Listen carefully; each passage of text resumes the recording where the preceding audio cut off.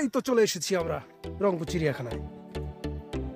এবার আমরা দেখব লজ্জাবতী লতা। দেখুন লজ্জাবতী লতার গাছ, টাচ করার মাত্রই সে লজ্জা পেল।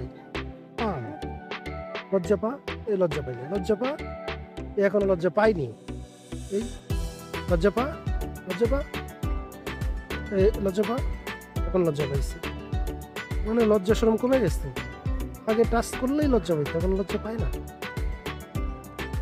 লজ্জা পা,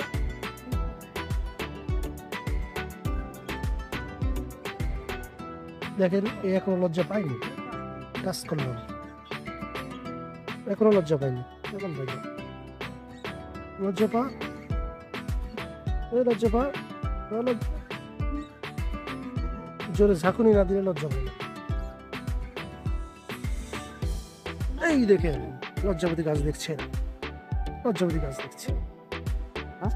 দেখেন মজার বিষয় লেখা, টয়লেট শিশু পার্কের সামনে। গাছের ফুল ফল ছিঁড়বেন না, যেখানে সেখানে প্রসাব করিলে 20 টাকা জরিমানা।